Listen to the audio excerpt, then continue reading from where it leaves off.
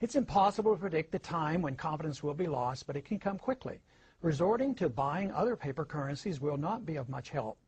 When the dollar crashes, most likely the purchasing power of all currencies, since all currencies hold dollars as a reserve, will go down as well.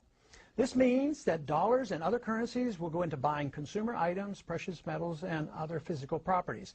Consumer prices will soar, as well as interest rates.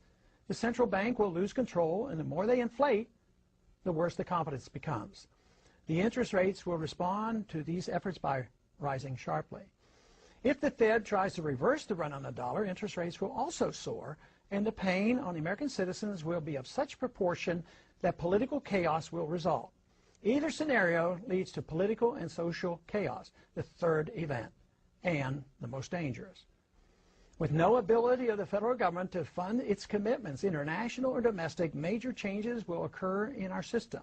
The social unrest will elicit cries for government to exert unusual force to head off a complete breakdown of law and order.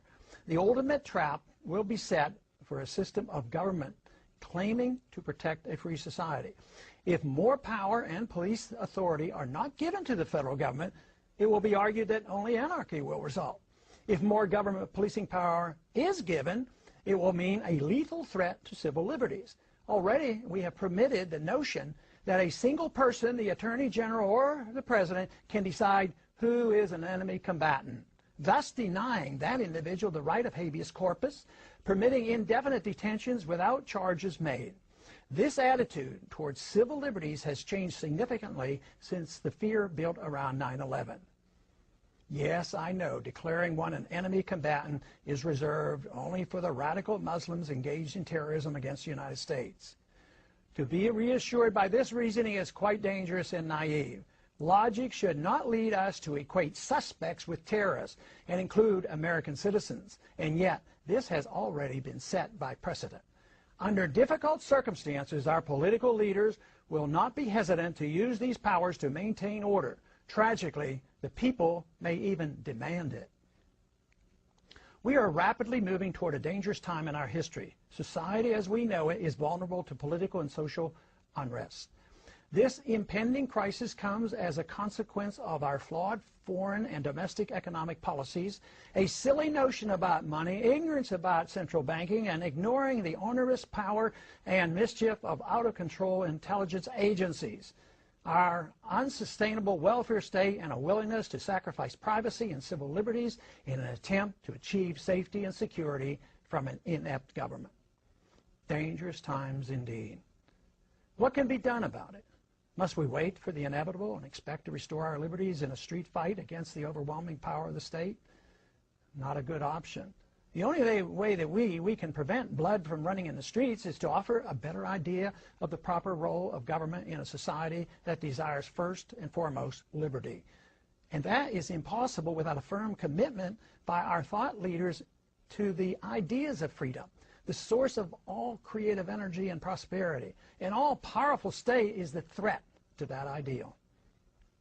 The prevailing attitude of the people, as it once was in early America, must be that of liberty and self-reliance, rather than the nanny state and dependency. Rely on the government force to mold all private choices. If this is understood, a smooth, although not painless, transition to a free society is achievable. Ignoring this option will be very destructive to everything that is dear to the hearts of most Americans. What is it that we must do? We must immediately embark on balance the budget by reducing spending, change our foreign policy to that of non-intervention, a full audit and more supervision of the Federal Reserve, leading to abolishing the Federal Reserve, legalize competition to the Federal Reserve with competing currencies, regain respect for civil liberties and privacy while reining in the CIA, wean ourselves off the dependence of wealth transfers by government, abolish crony capitalism, no subsidies, no bailouts, no regulatory or tax privileges to protect the powerful elite, especially the military-industrial complex, eliminate the income tax, the inheritance tax, and taxes on savings and dividends.